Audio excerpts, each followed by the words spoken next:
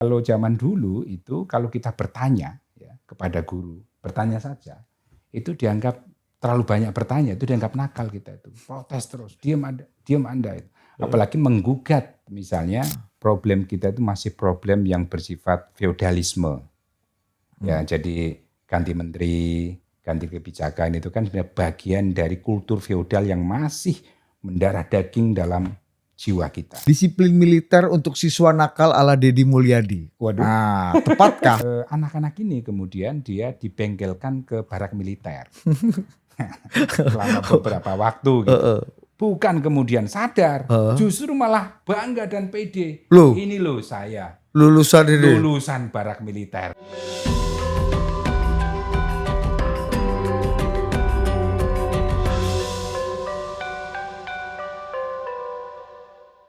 Assalamualaikum warahmatullahi wabarakatuh.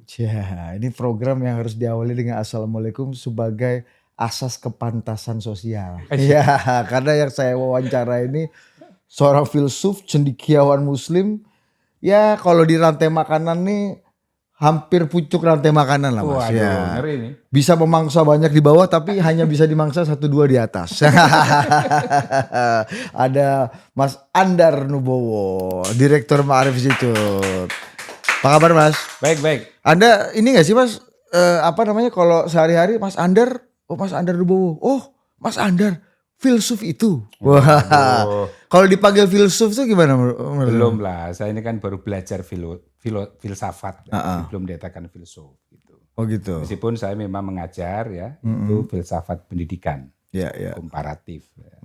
Jadi saya mengajarkan kepada mahasiswa saya bagaimana berpikir kritis, terutama dalam konteks pendidikan. Lagi sekarang ini kan Hari Pendidikan Nasional. Oh iya, kita syuting ini 21 Mei ya Mas Andar ya, benar. Saya bisa cerita bahwa filsafat pendidikan itu penting supaya membangun paradigma pendidikan nasional kita itu menjadi paradigma yang kritis, sesuai dengan abad 21 skill set. Gitu.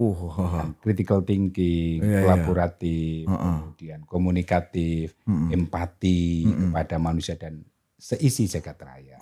Kalau Merdeka Belajar tuh masuk dalam filosofi pendidikan yang Mas Andar masuk nggak? Nah, Merdeka Belajar itu arahnya ke sana, gitu ya. Arahnya ke sana. Cuman memang dalam prakteknya itu seringkali menemukan anomali-anomali, terutama bagi teman-teman di daerah, gitu kan. Karena untuk mengimplementasikan Merdeka Belajar ini kan harus gurunya harus punya kemampuan yang cukup, terus kemudian infrastrukturnya juga. Nah, Merdeka Belajar mungkin bisa diterapkan di sekolah-sekolah yang bagus dengan infrastruktur yang memadai, terutama di kota-kota besar gitu ya. Tetapi kita lihat juga di kota-kota besar itu juga sekolah-sekolah banyak yang kasihan gitu kan. Gimana, ini artinya memang problem pendidikan kita itu masih problem pemerataan. Jadi pendidikan ini belum mungkin bisa dikatakan belum berkeadilan ya, karena ada disparitas kesenjangan antara yang bagus dengan yang kurang bagus atau mungkin sangat buruk gitu. Nah, bukankah konsep itu Mas ya, itu untuk menutupi sebenarnya, ini jadi ngomongin pendidikan kita. Memang ini temanya mengalir Mas. Jadi apa aja bisa tanya ya. Bukankah itu justru malah baik untuk menutupi gap Mas antara kualitas pengajar dan kualitas sekolah, sehingga masyarakat dituntut murid atau siswa itu bisa mempunyai sekolah lain di kehidupannya nyata, di dunia kerja, di lingkungan, di industri. Itu hal yang sebenarnya pasti dia gak akan bisa dapat skill-skill dan wawasan yang dia mungkin gak akan dapat di kelas. Bukankah gitu Mas filosofinya? Itu kan skillnya. Jadi konsep Merdeka Belajar itu supaya siswa itu punya kemampuan entrepreneurial. Nah, belum pada kemampuan yang bersifat kognitif ya. Punya kemampuan kritis terhadap sesuatu itu. Padahal yang seharusnya dibangun adalah kemampuan siswa untuk menalar. Nah, gimana tuh? Menalar itu gimana tuh Mas? Begini. Misalnya coba. Jadi bahasa manusianya gimana bahasa menalar manusia itu? Begini. Jadi selama ini ya pendidikan kita itu pendidikan yang masih bersifat teacher centered learning gitu. Jadi masih terpusat pada guru. Oh, guru yang mendikte atau dan ini Mas ya. sebagainya gitu ya. Nah, dalam konteks sekarang saya kira pendidikan yang membebaskan, memerdekakan itu adalah pendidikan yang mengajarkan kita untuk berpikir kritis. Pendidikan yang memusatkan siswa sebagai subjek pembelajar, bukan guru lagi gitu. Nah, ini yang penting. Jadi cara menalar ini yang paling penting. Jadi menalar secara kritis kepada sesuatu yang diajarkan kepada siapapun, termasuk juga bagaimana siswa itu bisa menalar terhadap persoalan-persoalan yang muncul di sekitarnya. Ini kan sebenarnya yang penting, yang seharusnya dimiliki secara mendasar oleh siswa kita, peserta didik kita gitu. Tapi tampaknya kan yang saya tahu ya, kurikulum Merdeka Belajar itu lebih kepada untuk mengasah murid memiliki kemampuan entrepreneurial. Melihat peluang dan memanfaatkan peluang gitu-gitu. Ini skill dunia kerja ini Mas. Dunia kerja gitu, bukan kepada bagaimana kita menanamkan skill higher order skill thinking. Atau higher order thinking skill gitu. Kemampuan berpikir, kemampuan menalar itu yang paling penting. Itu gimana Mas? Apa high order thinking skill itu dengan kualitas para pendidik kita yang juga masih terbatas lagi-lagi. Ini gimana Mas pengen bisa punya anak-anak dengan nalar higher order thinking skill kayak gitu? Betul. Jadi HOTS ini perlu kita dimiliki bukan hanya oleh siswa, tetapi juga oleh guru ya, oleh tenaga pendidikan, oleh para pengawas, para kepala sekolah gitu ya. Jadi supaya HOTS ini itu bisa menjadi habitus ya. Cara kita menalar sesuatu yang dimiliki oleh seluruh sivitas akademika. Bukan hanya siswa, tetapi juga guru. Gimana kita akan menanamkan pendidikan yang kritis kalau gurunya sendiri tidak kritis. Tidak punya HOTS tadi itu. Atau kepala sekolahnya tidak bisa mengembangkan sekolah menjadi medium yang berpikir kritis tadi. Bernalar secara benar.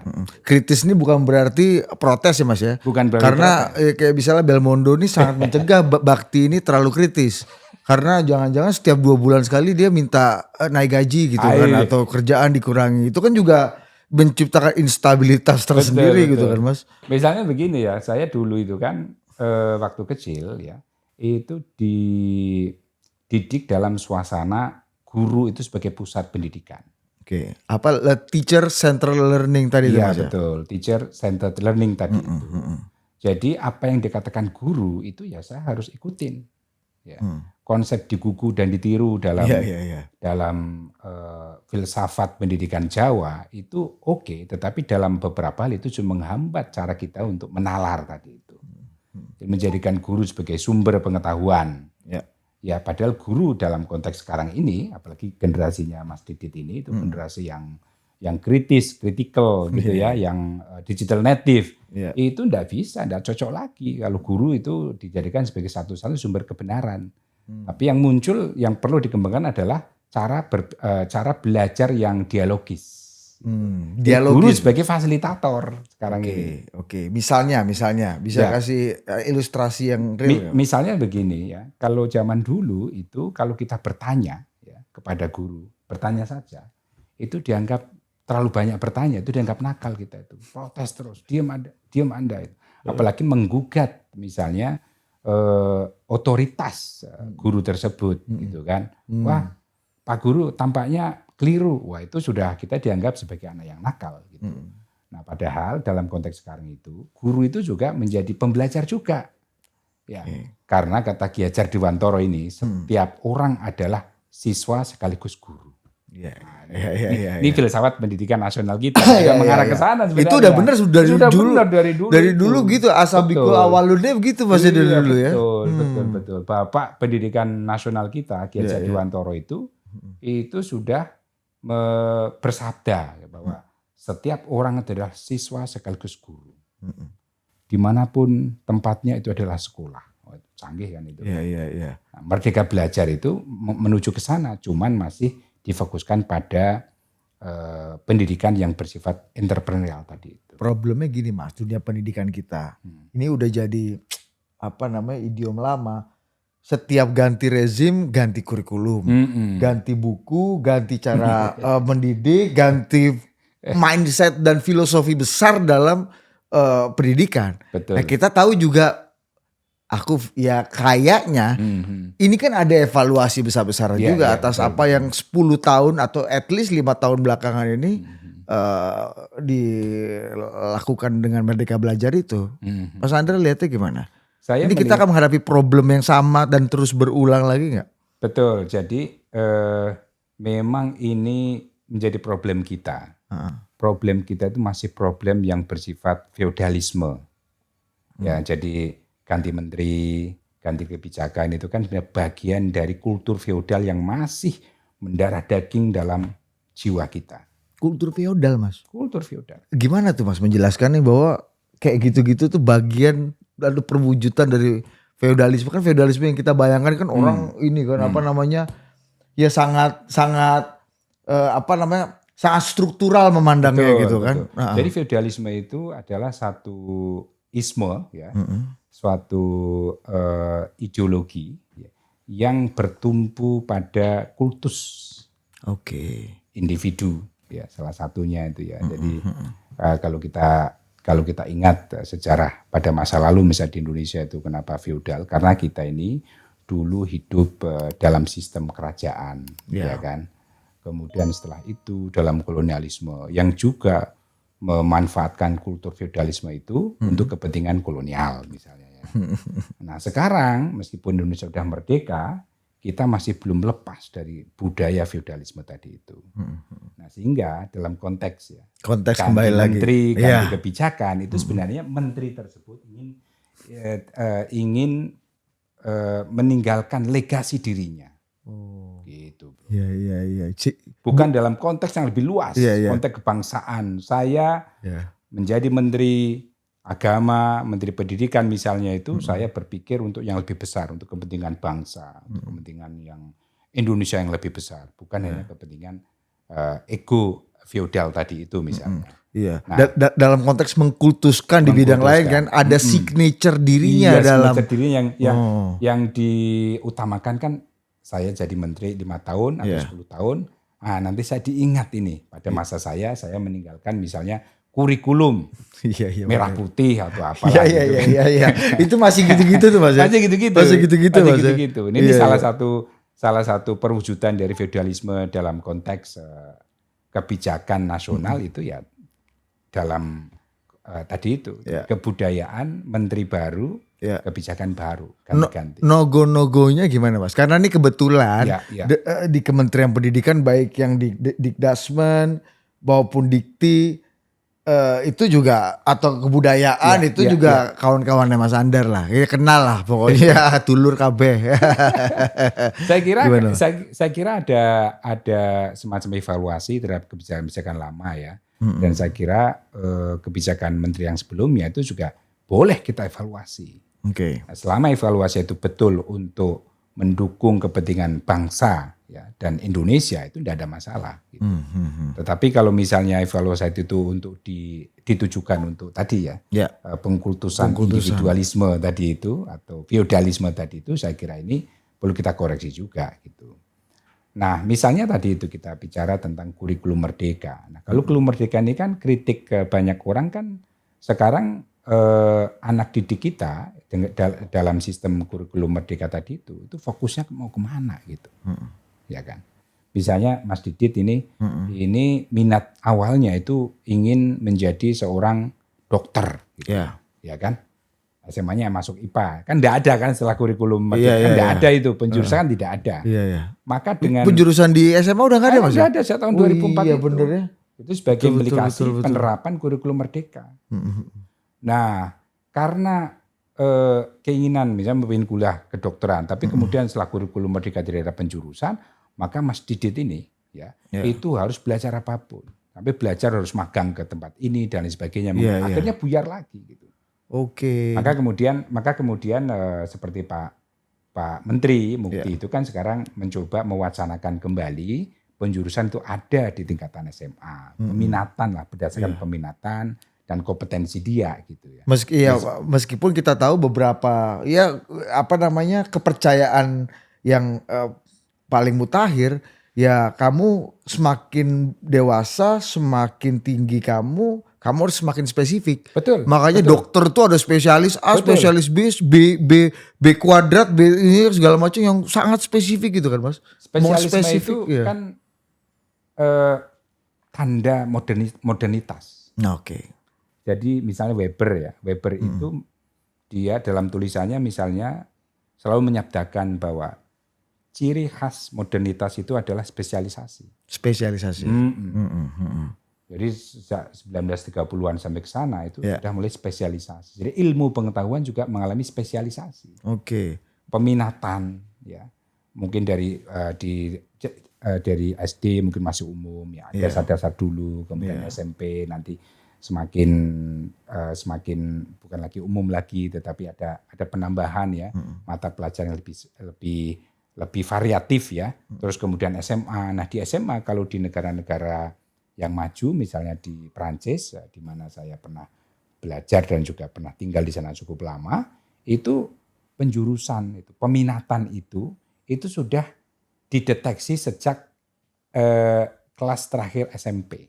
Dari SMP Mas? Dari SMP. Berarti spesialisasi sudah dilakukan atau dideteksi atau mulai dipantau sejak SMP? Ini anak ini pintar nih kognitifnya ini. Ini diarahkan ke yang umum. Betul. Nah kalau anak ini kayaknya nggak bisa nih. Karena prinsipnya nggak ada anak bodoh Mas. Nggak ada anak bodoh. Iya. Jadi kecerdasan kan bukan hanya kecerdasan kognitif, intelijensi, tapi ada estetik, kecerdasan linguistik juga. Benar. Kecerdasan yang lain-lain. Ya, speak ke guru dan speak ke teman ini juga skill tertentu kan, kecerdasan tertentu kan Mas. Protes itu kecerdasan juga. Iya. Betul. Dan protes tanpa menyinggung kayak James Scott Weapon of the Week itu juga ya kan, itu juga kecerdasan tersendiri itu Mas ya. Seni Mas ya. Seni, stand up itu orang yang bisa stand up komedi itu kecerdasan sendiri. Betul Mas. Jadi enggak ada anak bodoh itu, enggak ada manusia yang tidak diberi kecerdasan. Nah, buat Menteri Nadiem dulu spesifikasi atau spesialisasi sejak SMA itu adalah penjara tersendiri atau apa yang membuat dia sebenarnya mengevaluasi? Aku jujur nggak ngikutin tuh sampai kebijakan ini dimunculkan. Jadi kurikulum Merdeka itu sebenarnya bagus ya, jadi memberikan peluang kepada peserta didik untuk belajar apapun, untuk mengenal dirinya gitu ya. Tetapi dengan di tahap implementasi gitu ya, itu menimbulkan komplikasi-komplikasi tersendiri gitu. Oke. Niatnya memang baik sebenarnya. Niatnya ya kalau kebijakan niatnya memang baik, tapi perlu ada kajian yang mendalam ya. Betul. Kajian yang betul-betul dilihat secara holistik gitu. Ya, peran dunia satu sama peran dunia kedua juga berawal dari niat yang baik itu kan, Bang. Iya. Ujungnya perang. Ujungnya perang. Iya. Jadi memang perlu ada kajian mendalam, kajian yang holistik komprehensif supaya kebijakan yang dikeluarkan itu betul-betul sesuai dengan niat kita. Oke. Aku mau masuk ke berita paling terkini nih Mas. Ini pas banget. Aku tadi naik ojek online Mas. Oppo yang mau tak bahas sama Mas Andar nih ya. Terus aku lihat-lihat, ini cocok. Ternyata feelingku cocok, kita langsung ngomong pendidikan. Tau gak gue nyari apa? Ini udah gue set nih. Judulnya gini Mas, ini koran Tempo hari ini. Disiplin militer untuk siswa nakal ala Deddy Mulyadi. Waduh. Nah, tepatkah? Nah, gini, tak bacain cuplikan beritanya.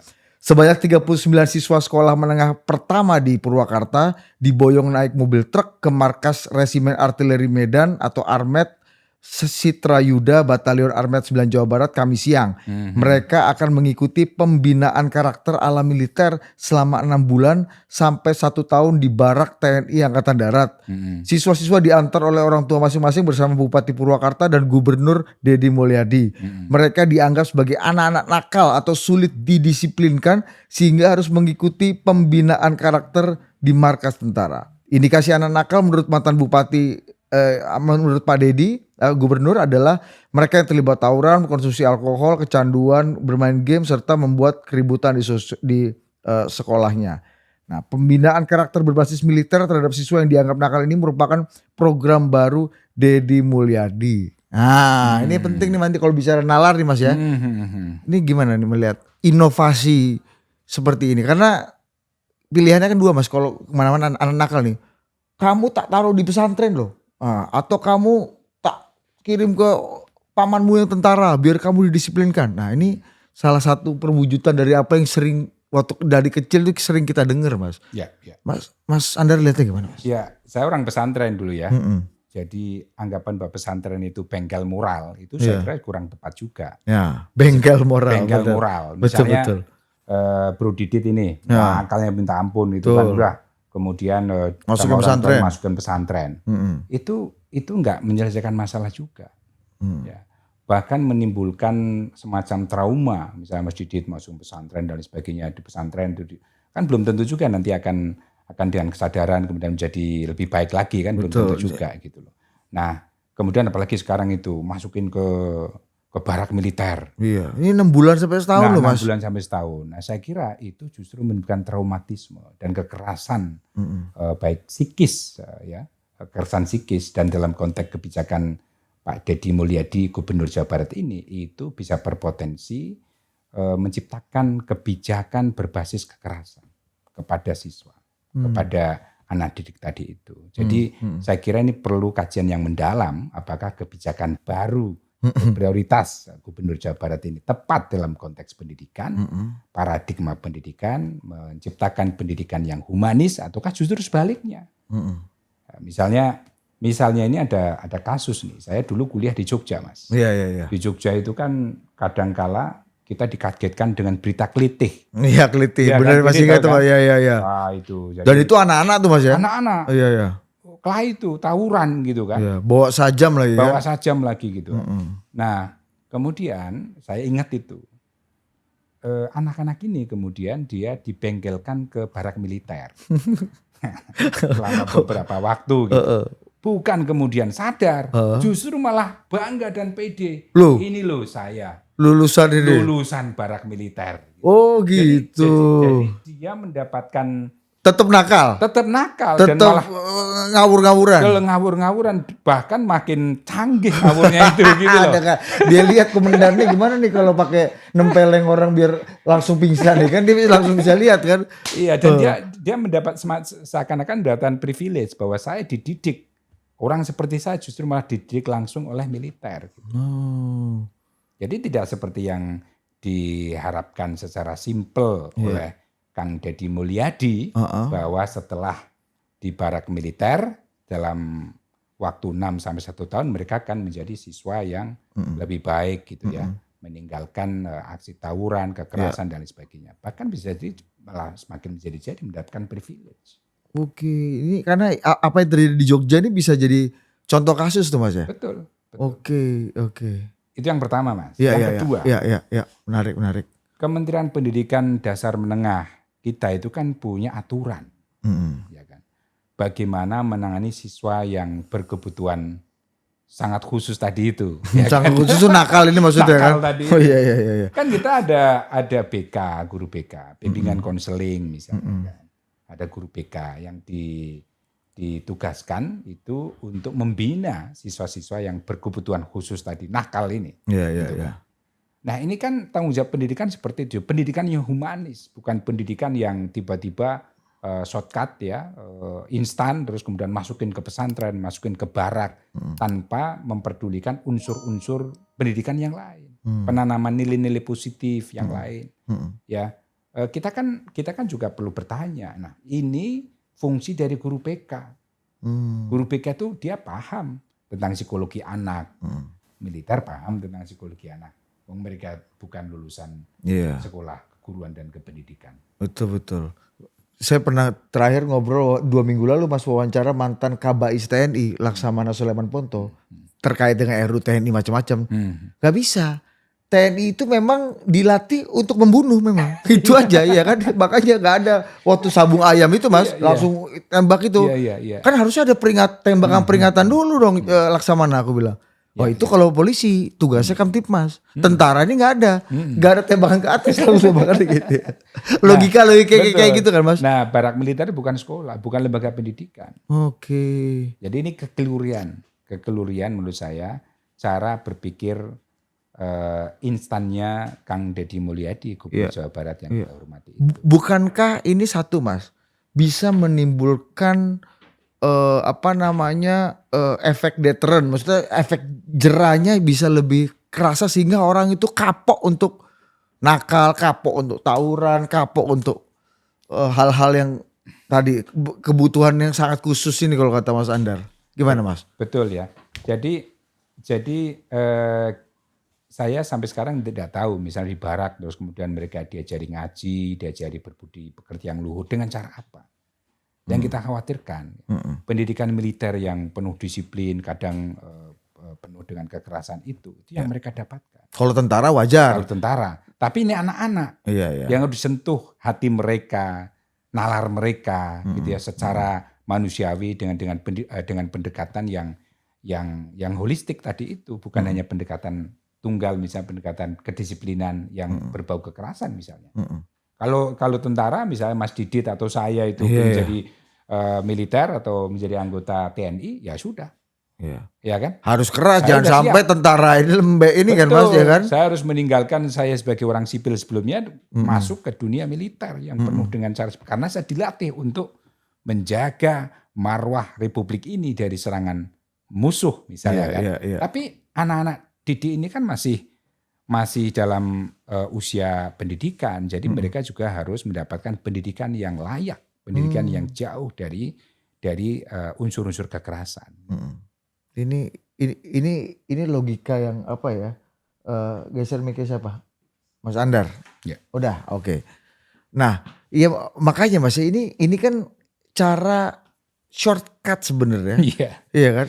Ini sebenarnya kalau Mas Andar lihatnya ini langkah PR aja atau memang ini adalah sebenarnya mengafirmasi keyakinan umum bahwa ya solusinya memang harus seperti itu gitu. Saya mungkin berbeda dengan cara berpikir Kang Deddy Mulyadi dalam mengenerate kebijakan-kebijakannya ya. Jadi kadangkala kita ini kan wow takjub dengan apa yang dilakukan Kang Deddy misalnya dengan membongkar warung-warung di pinggir jalan ya. Itu kan di sosial media kan respon netizen itu wah bagus ini mantap sekali ini gitu kan. Itu anggota DPRD lagi siang-siang main catur digerebek gitu kan. Ini apa misalnya nih? Kamu dewan catur gitu kan, ada gitu-gitu sirkus-sirkusnya gitu kan Mas. Iya. Nah, ingat bahwa Kang Deddy ini menjadi gubernur di negara demokrasi. Iya. Yang saya kira demokrasi kita cukup mapan, ada sistem yang membackup ya. Dia menjadi gubernur kan tentu bukan dia dipilih sebagai raja. Kalau raja mungkin Sabdo Pandita Ratu. La loi c'est moi kata Louis XIV ya kan. Di Prancis dulu itu la loi c'est moi itu raja itu. Saya adalah hukum. Nah Kang Deddy ini kalau kita perhatikan itu mirip seperti Louis XIV. Langsung bongkar. Iya. Tanpa ada semacam koordinasi dengan perangkat-perangkat birokrasi yang terkait. Dan gak ada dialektika gitu maksudnya. Tidak ada dialektika. Dia mungkin gak bisa tuh kayak Pak Jokowi mindahin pasar pedagang pasar tuh sampai 54 kali makan gitu, mungkin gak sabar juga Kang Deddy ini. Betul, mungkin kenapa dia seperti itu karena respon netizen cukup positif. Dia mengandalkan algoritma atau sentimen positif dari netizen. Tapi ujung-ujungnya kan awalnya netizen kan wah oke, sekarang coba lihat di sosial media. Itu sudah mulai ada yang kritis. Ini bagus ini. Artinya udah mulai kritis. Ini gubernur atau bikin konten atau apa. Nah, sebenarnya dalam konteks filsafat politik ya. Ini saya kira apa yang dilakukan oleh Kang Deddy Mulyadi ini mirip seperti Louis XIV dulu itu. Serius Mas? Ya, la loi c'est moi, tanpa ada koordinasi dengan aparat yang berwenang, tanpa melalui sistem birokrasi yang ada. Ini Kang Deddy lagi sangat populer Mas. Pendapat Anda ini bisa merangsang netizen ini untuk menyerbu Anda juga. Kadang-kadang kan kita harusnya kan kalau jadi Mas Andar ini main aman aja. Deddy bagus cuma gitu kan. Ada tipis-tipis bermain di sirkuit ini kan. Mas Andar agak serius loh. Ini saya adalah hukum. Itu kan jadi menyeramkan Bang dalam konteks kita sebagai negara demokrasi. Jangan sampai Kang Deddy seperti Louis XIV ya. Jangan sampai dari raja-raja yang feodal tadi. Kita bicara tentang feodalisme. Iya. Nah feodalisme itu ya masih membudaya dalam politik kita itu. Tadi kan kita bicara tentang kebijakan menteri gitu ya. Bukan hanya menteri saja. Dalam konteks ini saya kira di banyak hal ya, banyak kajian juga sudah membongkar ya, studi-studi bahwa misalnya di beberapa tempat daerah itu muncul dinasti politik, keluarga. Itu kan bentuk dari feodalisme. Dan dalam konteks Kang Deddy yang lagi viral ini, lagi populer ini, ini saya kira kita perlu juga mengerem. Jangan sampai Kang Deddy yang bagus itu, kita setuju dengan Kang Deddy, cara berpikir dia inklusif, cara dia mengetreat ya, masyarakat Sunda yang beragam. Itu betul. sekali. Bicara kearifan lokal yang selama ini mungkin terpinggirkan lah ya bagi masyarakat Jawa Barat. Terpinggirkan di Jawa Barat, mungkin dalam konteks Indonesia terpinggirkan. Itu dia bisa speak up, membela. Ini saya setuju. Saya setuju. Tapi dalam konteks kebijakan yang dia tanpa koordinasi, bongkar. Terus kemudian militer ke militer, tanpa ada pendalaman dan tanpa ada kajian yang holistik, ini saya kira Kang Deddy bisa beresiko ya, mirip menjadi Louis XIV yang la loi c'est moi. Ini lebih aman jawabannya. Tapi benar, intinya sama. Tapi kan memang kan ini masalahnya tepuk tangan itu kan merangsang orang kayak itu dia. Kayak mungkin mungkin narkoba kali ya. Nah, dosisnya makin banyak tepuk tangan makin, dan orang kadang-kadang Mas, itu saya yakin gitu banyak juga ada senior saya dulu yang pernah sampai dilaporin ke kepolisian gitu karena dia keperucut gitu, memprovokasi gitu. Karena ya gimana bro, gua gini tepuk tangan, gua gini lagi, wah orang pada berdiri, jadi makin naik tuh ininya dosisnya gitu Mas. Iya. Sur juga gitu. Gimana Mas Andar? Ya saya melihat Kang Deddy atau siapapun lah ya, itu sekarang ini kan mereka banyak tergantung pada tepuk tangan maya, dunia maya. Algoritma itu yang seringkali membuat kita menjadi lupa berpikir kritis, lupa menalar, sehingga kebijakan-kebijakan gitu berbasis pada sejauh mana dunia maya memberi tepuk tangan kita. Ini bahaya. Ini dunia digital ini perlu kita kritisi juga gitu kan. Kita bermain di dunia digital itu juga harus kritis juga terhadap efek-efek samping dari dunia digital yang seringkali membuat kita justru mengukuhkan feodalisme kita. Nah, algoritma yang seperti itu seringkali membuat kita itu jatuh pada feodalisme tanpa kita sadari. Oke. Dan ini harus hati-hati Mas, belum tentu tepuk tangan dan senyuman, dukungan sorak-sorai itu bisa membawa kita ke memutuskan sesuatu yang baik gitu, atau didukung untuk berbuat sebuah kebaikan gitu Mas ya. Memang sekarang ini ya kalau saya baca dari fenomena Kang Deddy Mulyadi, itu kita sedang mengalami krisis kepemimpinan. Gimana Mas? Bukannya justru dengan adanya Deddy Mulyadi, nah justru itu kita punya pemimpin yang ini dia nih. Justru kita menemukan seseorang yang menjadi oase di tengah padang pasir. Itu yang saya maksud. Ada seorang Deddy Mulyadi yang seperti itu, oase. Wah ini tampaknya seperti ini. Iya.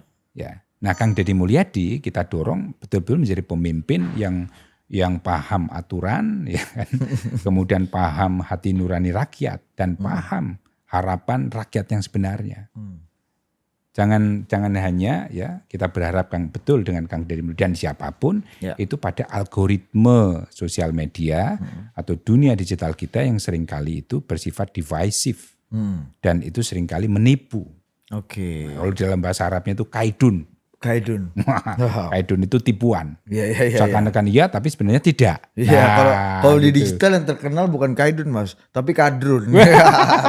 beda tuh Mas. Beda gitu ya. Iya. Oh gitu. Jadi itu ini Mas. Tapi apakah ini juga menjadi bagian dari konsekuensi populisme Mas? Ini kan kayaknya ini eranya seperti dikatakan Gus Ulil juga beberapa waktu lalu. Memang kayaknya dunia nih di tengah dunia digital seperti ini orang kita dihadapkan pada tokoh-tokoh yang mungkin perilaku, watak dan aksinya itu agak-agak mirip.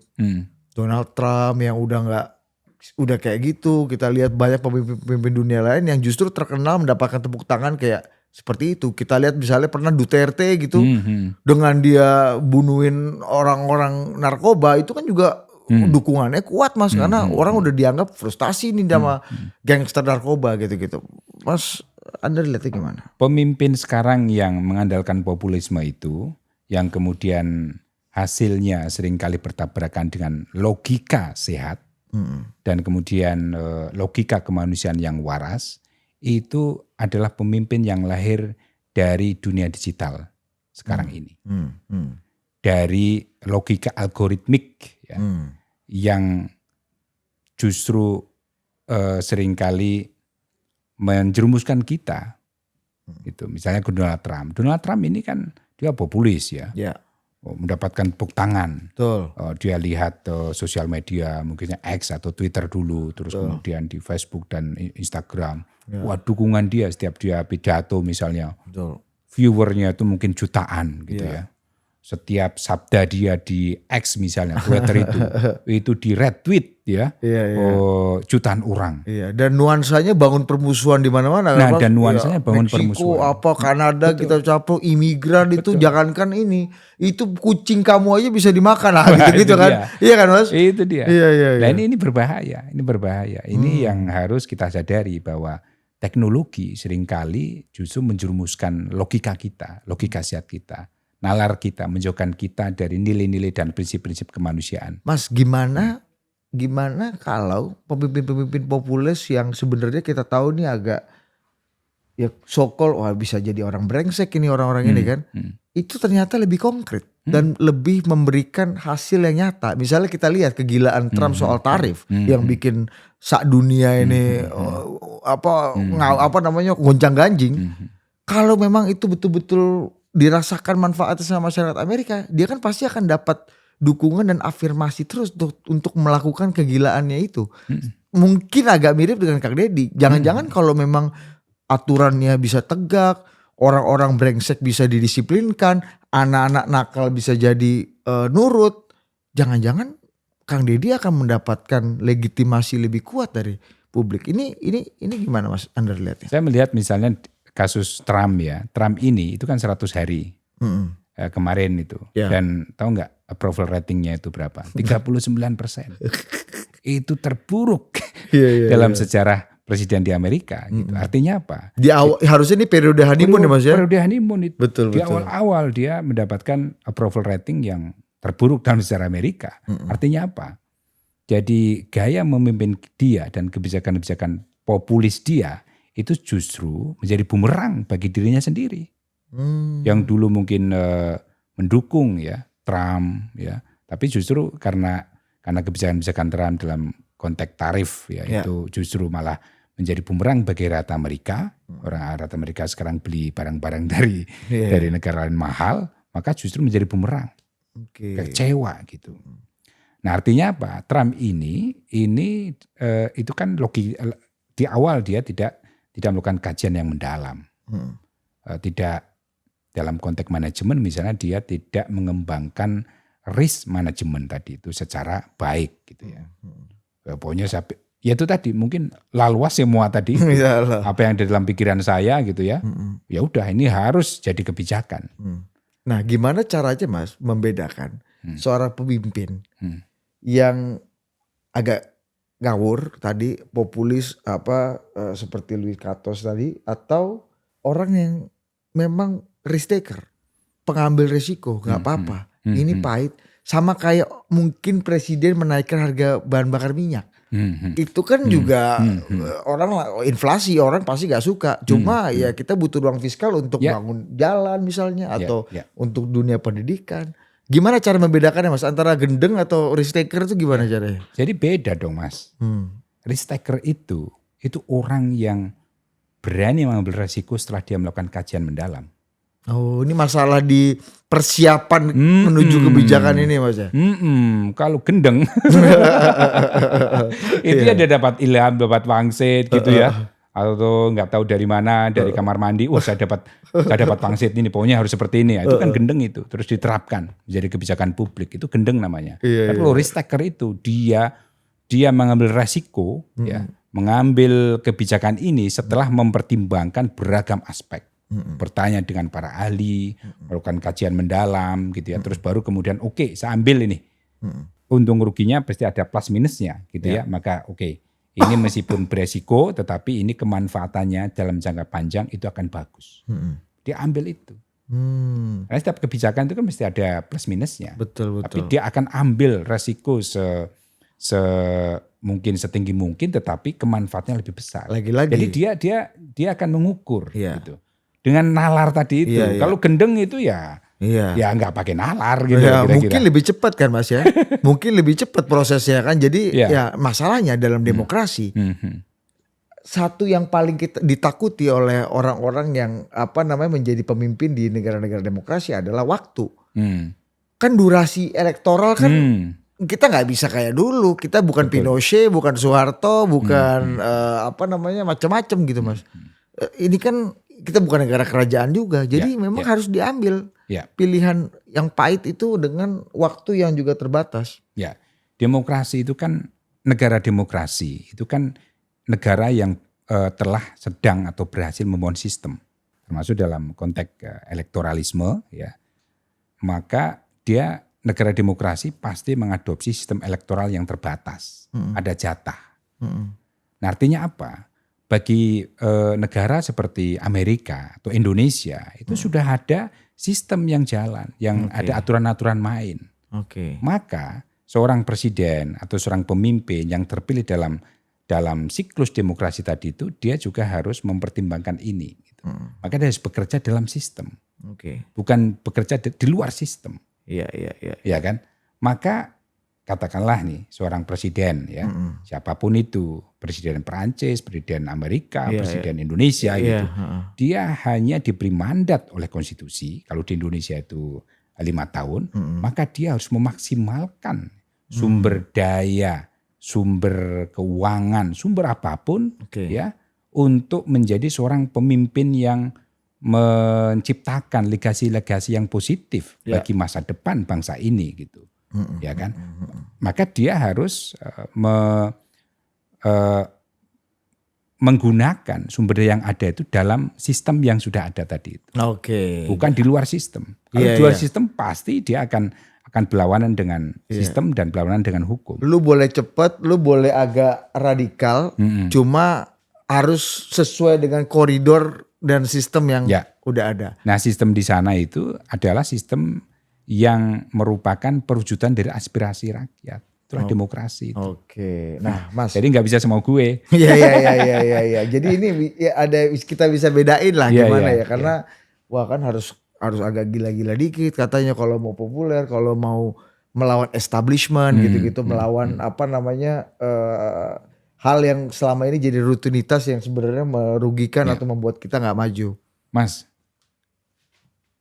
dalam negara demokrasi seperti Indonesia itu, kan kita punya aparat birokrasi, punya aparat penegak hukum, punya aparat pertahanan dan keamanan. Gunakan itu sebaik-baiknya, seefektif-efektifnya. Bukan mencari atau dia bekerja di luar sistem yang sudah ada. Nah gitu. Ya, tapi ini butuh kepemimpinan yang kuat. Yang risk taker tadi itu. Benar. Tapi kan orang-orang menggerakkan mesin. Betul. Mesin birokrasi, aparatus negara itu untuk bekerja dengan baik. Jadi paksanya ke dalam bukan keluar ya Mas ya. Betul. Nah kalau apa yang dilakukan oleh misalnya gubernur kita yang Gubernur Jawa Barat Kang Deddy yang kita cintai itu kan dia itu outlaw. Udah pakai kita cintai pula nih. Artinya Mas Andrew udah mulai ngeri juga nih. Enggak bercanda. Iya kan? Dia kan mengeksekusi otoritasnya sebagai seorang gubernur itu di luar sistem yang ada. Exercise powernya di luar koridor dan sistem. Kembali lagi Mas terakhir. Kalau misalnya bicara ini kan kata Kang Deddy, dan ini udah terjadi, sudah dilakukan. Artinya ya anak-anak nakal udah pasti akan dididik, disiplinkan secara militer. Kalau misalnya ini tidak bisa diubah, maksudnya ini udah nasi sudah menjadi bubur, nggak mungkin Kang Deddy sebagai pemimpin kelihatan ambivalen atau peragu, jadi dia harus tetap melaksanakan apa yang dia sudah percaya dan dia sudah putuskan. Gimana menyiasati Mas supaya ada quick win? Ya. Anak-anak tetap di barak militer, tetap dapat pendidikan militer, tapi juga jangan sampai justru tadi menjadi kelitih-kelitih yang makin keluar kuat. Nakal dengan kemampuan militer dan kegagalan militer, itu yang kita bikin, yang kita ngerikan kan Mas? Ya. Gimana Mas Andar? Kang Deddy itu harus berkoordinasi lah dengan Dinas Pendidikan Jawa Barat atau dalam konteks pusat misalnya dengan Kementerian Pendidikan Dasar dan Menengah gitu. Ada aturan-aturan yang sudah diterapkan ya dan bisa dijalankan. Tinggal dikoordinasikan, dijalankan supaya nanti kebijakan-kebijakan Kang Deddy dalam konteks pendidikan itu bisa match dengan sistem atau kebijakan pendidikan nasional kita gitu. Gitu. Jadi tidak mencari jalan sendiri, yang jalan sendiri belum tentu bagus. Kalau sudah kebijakan nasional di tingkat kementerian atau di tingkat kedinasan di provinsi atau daerah itu kan sudah melakukan studi yang mendalam. Ini resikonya apa, kalau seperti ini bagaimana dan sebagainya itu. Ini kan sudah melalui pendalaman yang kebijakan yang mendalam gitu, studi yang mendalam melibatkan banyak para ahli gitu ya. Jadi bukan kebijakan yang berdasarkan wangsit tadi itu atau berdasarkan algoritma netizen atau sosial media gitu. Ini sosial medianya kayaknya seneng nih gitu kan. Kan belum tentu sosial media itu pandangan-pandangan sosial media netizen di sosial media itu benar. Bisa aja menjerumuskan kita. Bisa aja kan? menjerumuskan. Karena kita tahu sosial media itu kan ada yang di-generate oleh mesin gitu kan. Belum tentu itu benar-benar misalnya Bro Didit, Bro Bekti, Elmundo gitu. Setuju saya. Bisa jadi kan ente bro itu jerumusin aja gitu. Apalagi kita tahu digital literacy, kemampuan kita dalam bernalar secara umum masyarakat kita kan jauh dari paten. Betul, maka dalam konteks ini saya sudah lama sebenarnya ya mengidealkan satu kurikulum pendidikan nasional kita yang mengintroduksi ya atau memberi peluang kepada siswa itu untuk berpikir kritis melalui misalnya pelajaran filsafat. Even untuk anak-anak ini Mas, SD, SMP, SMA gitu. Iya, jadi filsafat itu kan bukan kita menghafal filsafat Yunani, filsafat Barat, filsafat Arab atau Islam atau filsafat Nusantara, bukan. Tetapi metode berpikir, alat analisa. Berpikir kritis tadi itu. Maka orang critical nakal, thinking itu Mas ya. Critical thinking. Kadang kita orang nakal dan sebagainya itu kan mungkin karena dia punya problem ya kan, tidak bisa mengurai persoalan. Karena gimana bisa mengurai persoalan kalau cara untuk mengurai aja tidak tahu. Inilah pentingnya pendidikan kita. Iya, ini sama kayak dokter, gimana mau kasih resep obat yang tepat kalau cara anamnesa penyakitnya nggak salah gitu kan, nanti bisa salah makan obat nih. Betul, bahaya kan. Oke Mas Andar, Kamsiah Mas Andar, ini lumayan asik kita bicara pendidikan sampai Deddy Mulyadi sampai Donald Trump. Nanti kita akan bahas Mas isu-isu yang paling mutakhir lah sama Mas Andar di lain kesempatan ya. Matur nuwun Mas. Sami-sami. Oke, sampai jumpa.